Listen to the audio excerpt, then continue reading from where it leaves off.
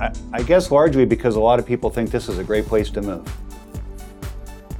And for 20 years, our enrollment has been increasing by about 1,000 kids per year. It slowed down a little in the recession, but since that's ended, it's all come back. And now, across our district, we have more than 14,500 homes that have been approved to be built. And as they're built, a lot of kids are going to move into them, and that'll generate more than 11,000 students, probably 1,000 kids at a time.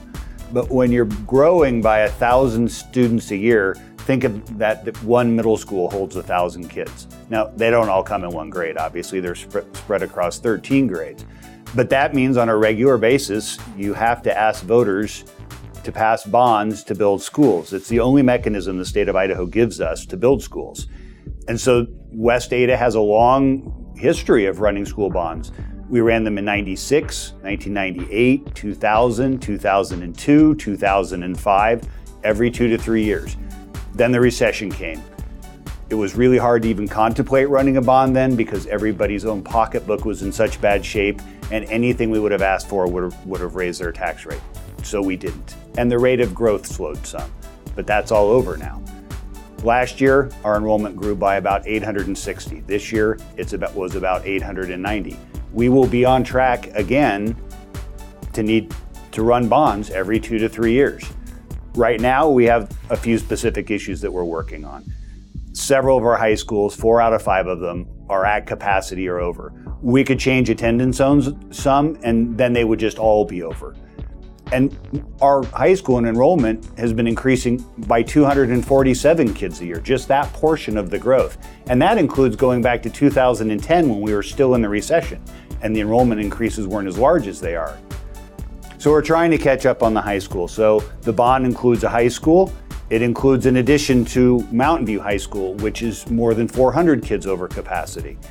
It includes an elementary school in North Meridian in one of the fastest growing and one of the largest subdivisions that within a couple square miles, it by itself will generate 2,000 kids.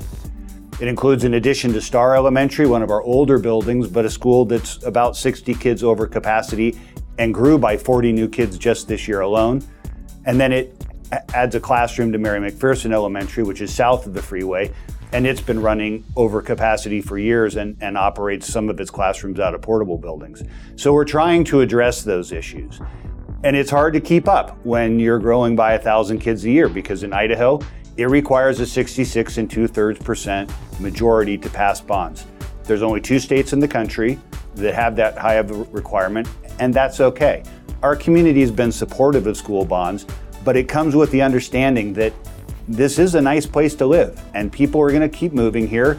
And a lot of them move here with their kids because it's also a really family-friendly place to live.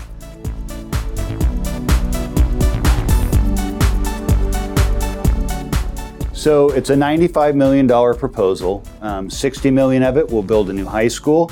$8 million will add 20 classrooms and expand the cafeteria at Mountain View High School. It will build a new elementary school that's $16 million. It will add 10 classrooms, a new cafeteria and gymnasium to Star Elementary, and that has a $7 million budget. It'll provide $1 million to add a permanent classroom building at Mary McPherson Elementary. And then there's $3 million to buy land for future schools that we'll need.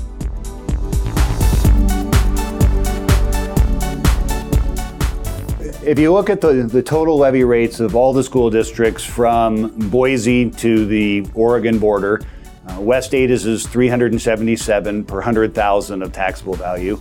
We are tied with Homedale as the lowest, and all the other surrounding districts from Boise to Valley View to Wilder to Parma and many other districts in between, theirs are all higher than the levy rate in West Ada.